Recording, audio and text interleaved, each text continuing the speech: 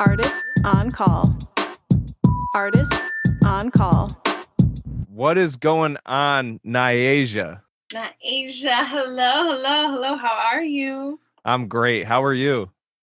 I'm fantastic. I can't complain, honestly. I'm doing great.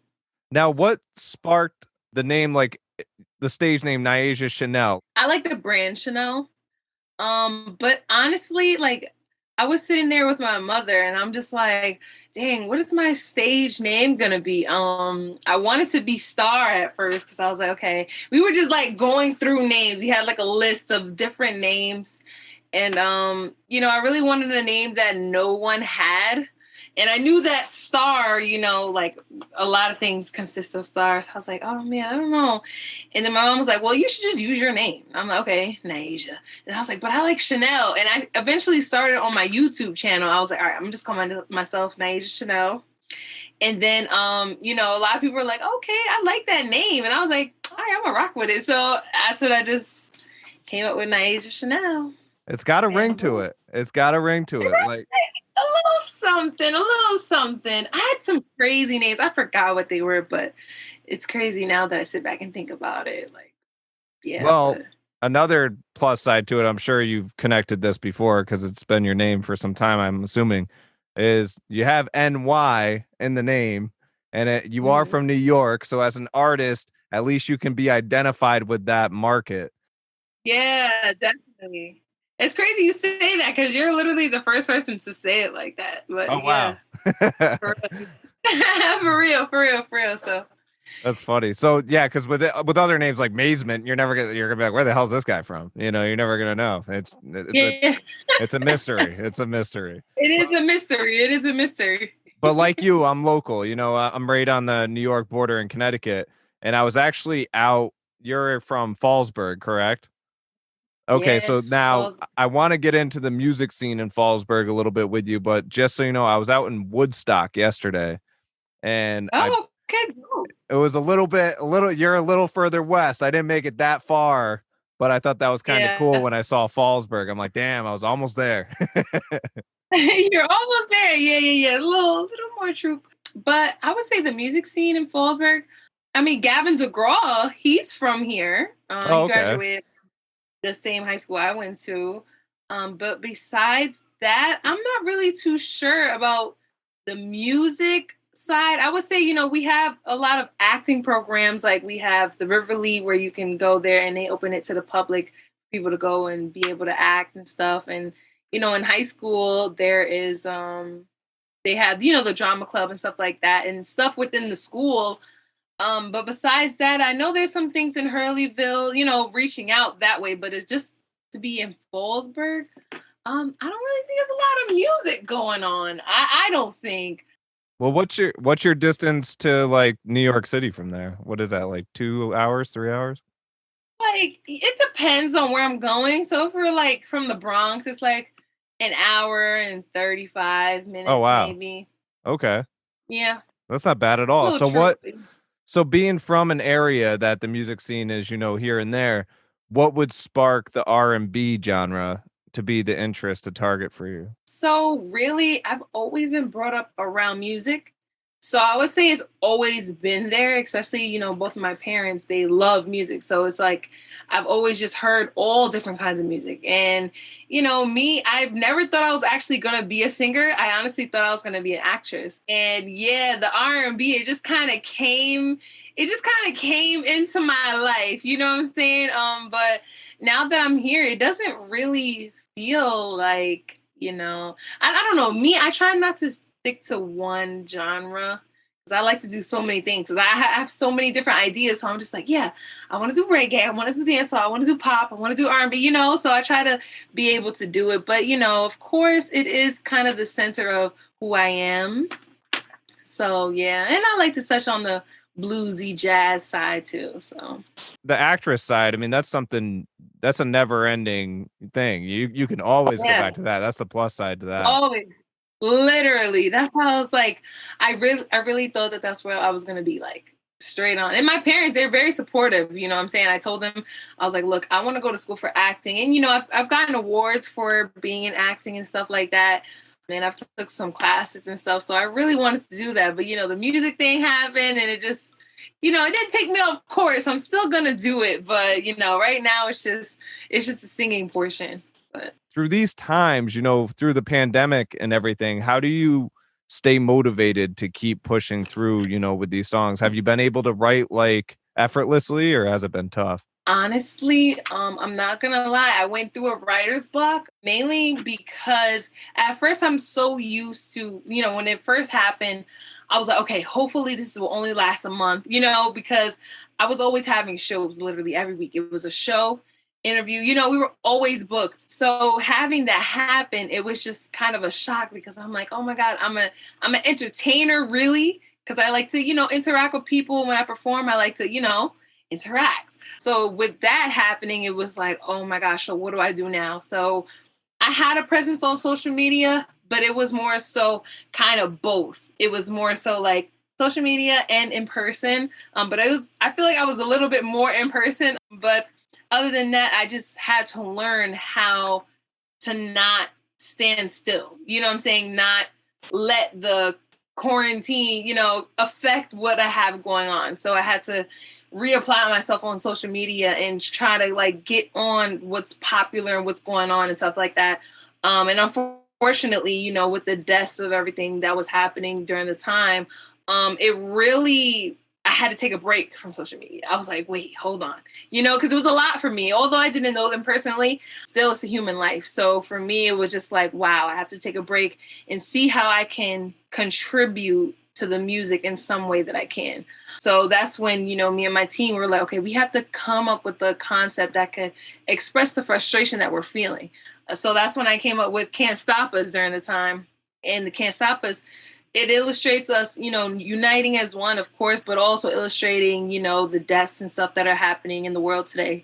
So that's when we came up with that. And I started to get into the groove of it because I kind of treat the quarantine as a pro and a con. So it's a pro because I got to really be able to become more of an artist. My parents, they bought me a studio and I was able to really learn how to record myself. You know what I'm saying? Before I didn't even think about recording myself. I was just thinking about like, let's just go to the studio and get it done. But they bought me in my own studio. I was able to become more in tune with that, able to focus more on my music. Having so many shows, you don't have a lot of time to be able to write, so it was more so like being able to work more on my craft. So that was a beauty. But of course the con is, you're not outside. It's, COVID. It's unfortunate, but I don't know. I take it as a blessing in a way.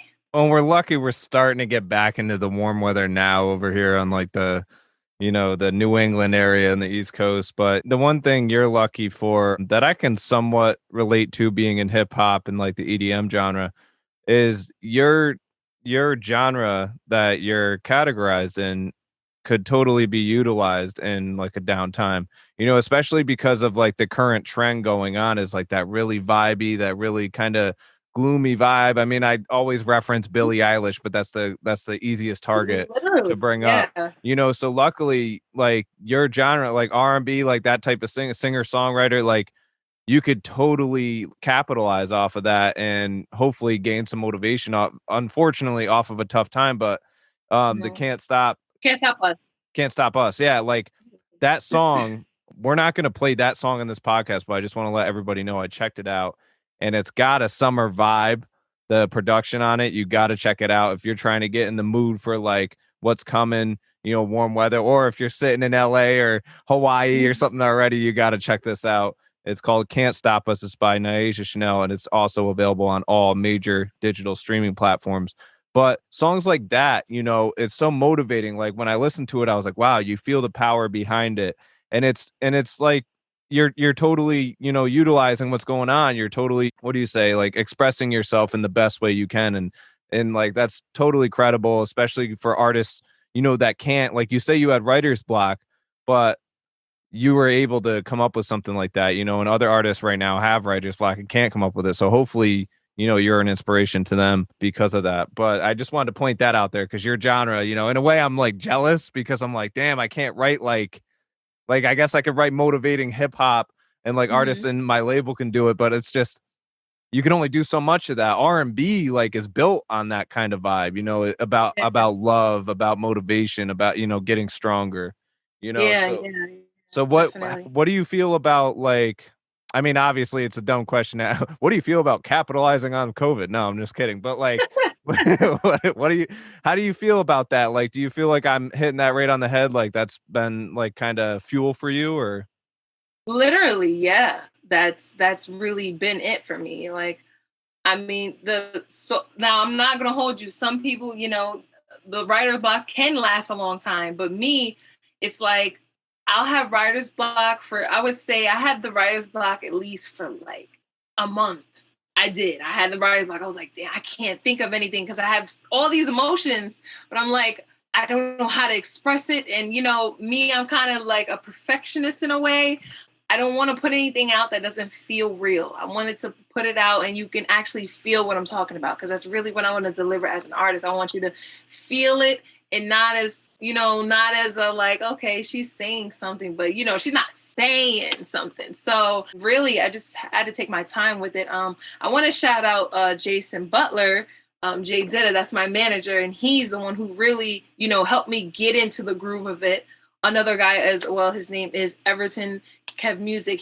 They helped me find myself within the feeling that I was having, because I don't think a lot of people talk about it as singers, but it's like, yeah, you can sing a note, but it's just like you have to get into the emotion to really get it out, So you were able to really connect with them? yeah, definitely really able to connect. And I had to do my research too, and that's important as well. Like, being with everything that was going on at the time, I was like, wow, I can't sit here and just say anything. I have to know what's going on and try to figure out a way we could make it all make sense. Yeah, tell me a little bit about that too. Like, were you able to work with them in person, or was that kind of like virtual type? We weren't able to work in person, mainly because of COVID. So we're always on the phone. It's either we're on the phone or we're on FaceTime. And with that song, it didn't take me actually long to do, because my manager, Jason Ditta, he actually wrote the song for me, because we had written a whole other song before this one. And it just wasn't feeling right to me, So he was just like, all right, I'm going to just write up something to this song. And everything he said, I agreed with. I was like, okay, fine, let's do it. And, we were on the phone all day, like, okay, boom, I laid it down. I did that song in like one take. I did Damn. the first, yeah, I did the first, like literally straight through one take. And I was actually surprised, because normally I take a while to, kind of get it going. So I was really, happy with that. And of course I made touch-ups on it. And just to confirm, what song are we referring to here? Oh, Can't Stop Us, my fault. Okay. Can't No, you're Stop Us. good. You're good. So just like we were saying, you got to go check out Can't Stop Us on all major digital streaming platforms by Nyasia, Chane'l. Now, the song I want to talk about is obviously affiliated with that, but it's called Scandalous Valentine. It's her latest single as well. And this song's got a totally R&B feel. Obviously, Scandalous Valentine, you're talking love. I'm sure you released it around Valentine's Day. So, Yes, I did. so that was totally marketable. I'm with it. Yeah.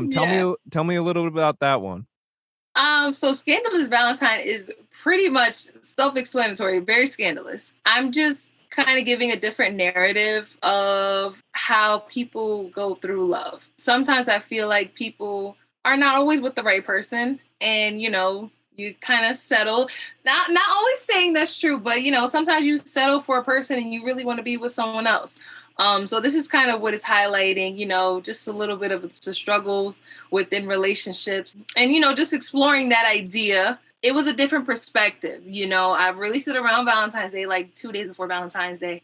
And I didn't want to put out a song just about, okay, regular love, like love song, I was like, well, I want to give it a different perspective of, a woman, or it could be a guy, or whatever the case may be, are in a position to where they're like, oh man, I'm with this guy, but you make me feel better about myself. You know what I'm saying? So that's really what it's talking about. We're going to get into Scandalous Valentine. We're going to listen to it all the way through, and then we're going to get right back into it to learn more about Nyasia Chane'l.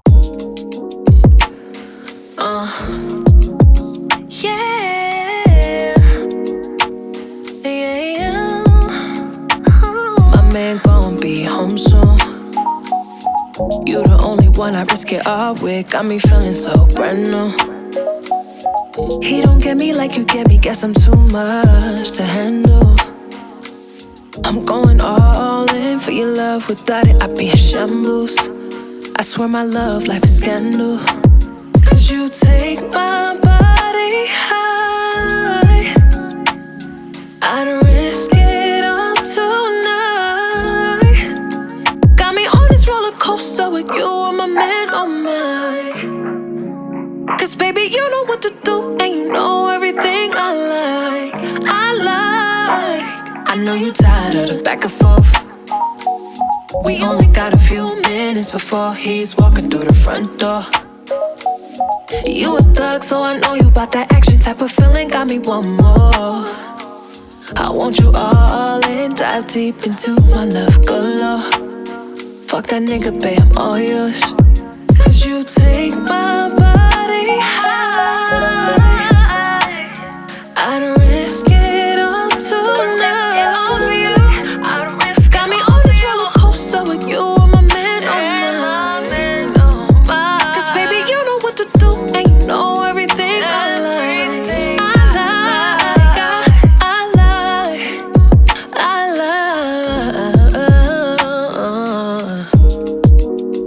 Don't need me and you, baby. All needs me and you, baby. Yeah. For that nigga, babe. Cause I'm all yours, I'm all yours.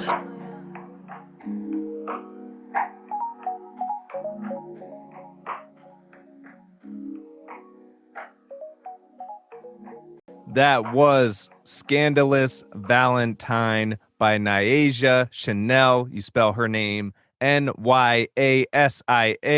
Chane'l is CHANE''L. Check out Scandalous Valentine on all major digital streaming platforms. That was dope. Thank you very much. Did you ever go to voice lessons or anything, or is that just something you picked up yourself?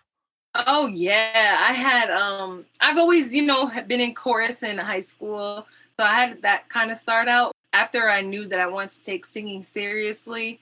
I knew that I had a voice, but I just didn't really know what my voice was, if that makes sense. I didn't know how to find it, really. It was kind of more so like, okay, you can sing, but can you sing in key? Like, you know what I'm saying?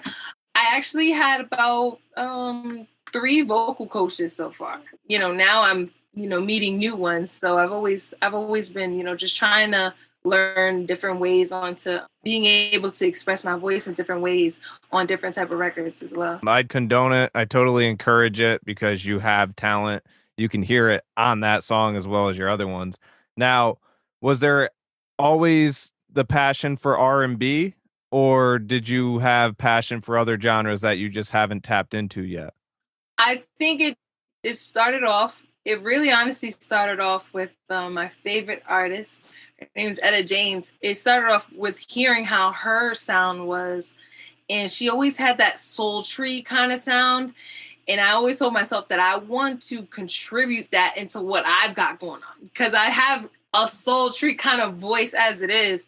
So I was like, yeah, R&B, it was just easier for me to just get into it because I already had those type of elements. It was more so, yeah, like I wanted to get into the R&B side, but as well, I didn't want to feel like I was in a box. So I was like, I've got this sultry side, but, I'm also, exciting. I want to be bubbly. I want to, touch different kind of things to just explore, different things that I could possibly contribute to the genre. So that's why I said I like the dancehall, I like the reggae, I like the pop, I was thinking about that today, like when I was driving. I was thinking about how music today you hear different elements from like old music and like original stuff you'd hear back in the 50s, the 60s. But I just feel like music hasn't captured that sound like and brought it back yet. Like I feel like it's great to hear a singer, like now that you said Etta James, I'm like, oh, okay, totally. Like I could totally see that being an inspiration. If on the production side, if there was a way, like me as a producer, I'm saying this, like I'm gonna produce you, no, but like on the production side, if you were able to bring like that Etta James vibe in somehow and blend it with the Nyasia Chane'l, and you're singing on top of that, like that could be like something crazy. Like the only reason I'm bringing that up right now is because I was literally thinking about this today. I was like, how can music today capture old music like that and bring it back? You know, trust me, it's in the works because I definitely tell my manager all the time. He's my brand manager, but he's also my music manager.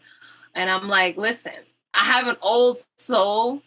And so with that being said, I like to listen to music from back then, you know, even past 90s, 80s, 70s. And I want to give shout out to my father because he's the one that really showed me that there's more to music than just 90s. You know what I'm saying? I feel like some people, they don't really take it a step behind and see, okay, all the music you're hearing nowadays are samples from the 70s, you know, from the 60s, you know what I'm saying? So you really have to go back and do the history. And me, I fell in love with her story because it was more so like, although I couldn't relate exactly to what she was going through, I could feel it. You know, it's like music has a feeling, you know? So me, I'm like, I'm trying to give a feeling in every way that I can. If you're feeling good, great. If you're feeling sad, okay, great. If you want to get through it, you know, we can get through it together. So that's really more so what I try to look at when I go to make these different kind of music, you know what I'm saying? I just don't feel like you have to, you know, stick to one thing, you know, especially if you have that kind of mindset. Cause me, I'm trying to be in every kind of lane. So it's no excuse of why you can't, you know, if you don't like the R&B side, okay, cool. You can go to the reggae, you can go to the pop, you know, I want to be able to play everywhere. So that's really the goal, but definitely I am working on something dealing with the Etta James vibe. It's a lot. I have a lot coming up, so I'm really excited with that, honestly. I can't wait because, like, honestly, like as you know today, like today's artists that are getting signed, that are getting, you know, known are, you know, multifaceted. They can do this and that and the third.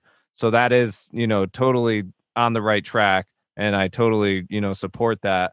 I mean, myself, like I love blending genres. That's my thing. I mean, I've said it on this podcast numerous times. I blend hip hop with bluegrass. I do all sorts of stuff, as much as I can, you know, because you don't want to overdo it and you also want to, you know, capture your own sound. So I'm actually, you got me intrigued. I'm like, okay, what is this? What is this next project she's got going on? Oh yeah, I have an EP. It's coming out in the end of April. So oh damn, I need that. I need that breaking news button right now.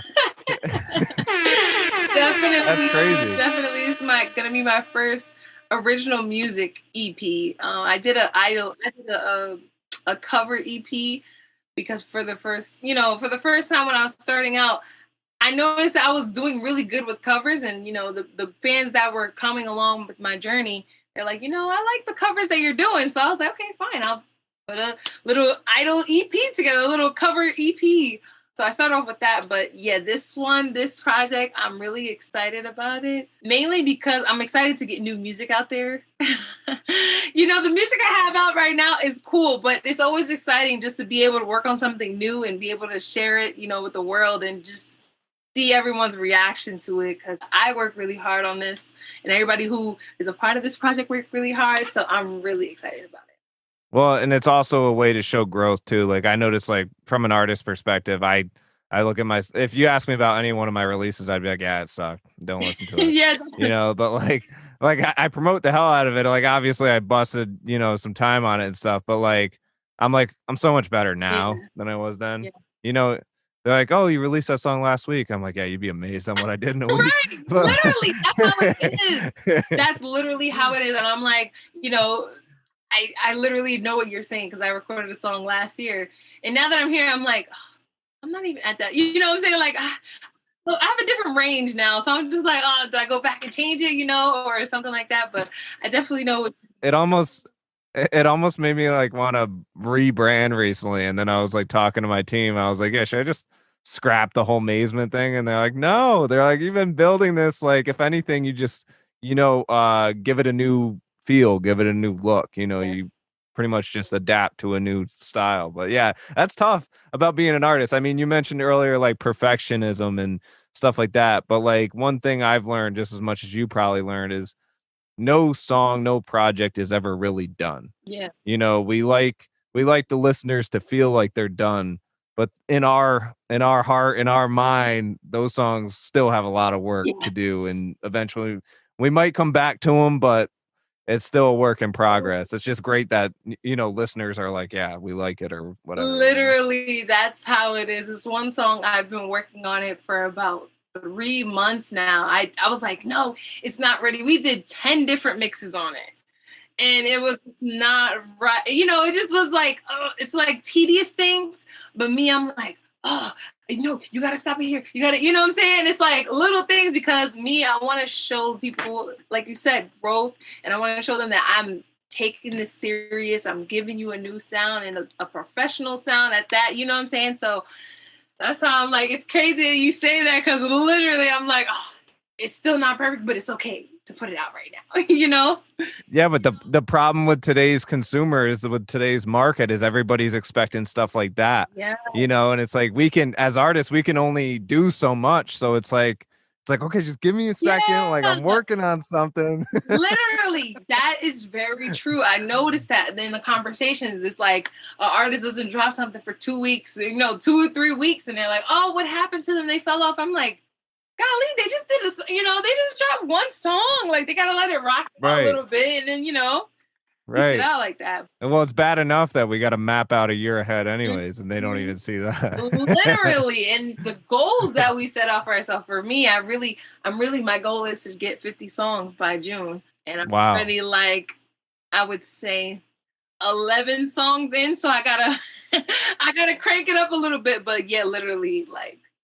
There was like one day where we wrote like 3 songs in a day. And I was like, oh my God. Jeez. Yes, literally. And I had, writing sessions and they were at different times. I'm like, oh my God, this is like a new experience. I never, never thought I'd be doing so much, for this kind of thing. Well, that's the power of working with a team too, as I'm sure like for artists that are doing solo work and have writer's block, like this is advice, like find a team of writers you can work with because, Nyasia Chane'l is showing you right now it's totally possible. 3 songs in a day. I mean, it's been a while since I've done that, but I could tell you the last time it's happened was because I had people around me helping me, and it's going to be a process to find those people, I'm sure, as it was for you. But what ended up making it so, like, are these like temporary writers you're working with right now, or is this your crew that you're sticking with for everything you got going on? That's a great question. But I'm really working with anyone who wants to work with me. You know what I'm saying? I'm not closing it off and saying, oh, no, these are my only people, because the writers who I work with, they're artists themselves. So it was really a collaborative effort. They gave me songs that, they didn't feel like they could do, so they gave it to me. So I'm like, okay, cool. I'm open to it. So it was more so that kind of thing. Like we have the relationship to where if you feel like you want to just give it, fine. It's really just like that. Yeah, I worked with 3 different writers that day. So it was cool because you get to see everybody else's, like they have a different mindset. They don't go into vision, yeah. How the last person, goes into writing a song. It's honestly cool. I'm honestly amazed each time I work with someone. And it's like, I know sometimes it may look like I have it all together, but I'm just kind of looking back like, oh my God, like, how are you doing? You know what I'm saying? Like, how are you're thinking about this right now? Like, it's cool. It's a cool experience. It's weird because before I went into making music, I always thought that, if I seen one person's name, I'm like, oh my God, they came up with the whole song themselves. Especially if I don't see any other writers, I'm like, wow, they're amazing. Like, how did they come up with this themselves? All that stuff before. And now that I'm in it, I see how, you could have it as, you're thinking it's the one person. But they also have, I wouldn't say little concerts, but they also have not little events, but they have events for strictly songwriters, people who wrote the popular hits to most of the music that we listen to today that we think it's this person. We thinking it's, for example, Beyonce and it's Easter Dean, something like that. So it's like, it's cool to learn that. And I was literally just talking to my business partner and we were talking about Kanye, with his like latest releases and all that. You see like 18 collaborators on it. And it's like we were talking about how that like used to like I used to look at that and be like, wow, fake artist, like he's not original, but then I got like as we were talking more and more about it now, like obviously I've learned a lot about the industry throughout the years, but like now it's like respectable because it's like he's letting all these other people have a share. He's letting all these people collaborate with him to create something amazing. Mm-hmm. And like a lot of people don't see it that way. I think a lot of people still have the perspective I used to have. Yeah. But like that's really what it is from an artist standpoint for everybody listening, watching. It's a collaborative effort and everybody gets credit. Just because they're called ghostwriters doesn't mean they're actually ghosts. Yeah. Like they're gonna get their fair share. If they want to be known, they're gonna be known. Exactly. But most of them don't want their name out there. It's just how it is. Yeah, literally. I literally have a person who's like, I don't want the start. I don't want the stardom. Just I like to just be on the side, and that's right. Fine with me. On the topic of business and other ventures, tell me a little bit about Creative Soulful Entertainment. So shout out Creative Soulful Entertainment.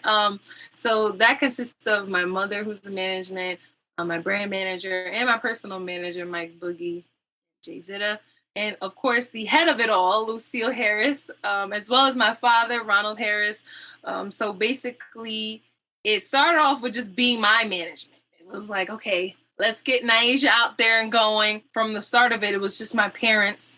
And then, going through my career, that's when I came across my manager, Mike Boogie. And then he introduced me to my brand manager, Jay Zitta. So really, it's just a company that is a platform for artists who feel like if you want advertisement, if you want advisory, advertisement, advisory, and designs and stuff like that, it's a company for that. If you feel like that's what you want to do and you need help with it, you can come to Creative Soulful. The beauty about it is that we all have different mindsets, you know what I'm saying? So you're gonna get different type of looks, different type of exposures, opportunities, and stuff like that. So that's how Creative Soulful came about. And with that, Creative Soulful's in with everything that I have going for myself. So if I have merchandise out, Creative Soulful's a part of it. My podcast, Creative Soulful's a part of it. Speaking of which, tell me a little bit about your podcast too. Like what is the name and like what was the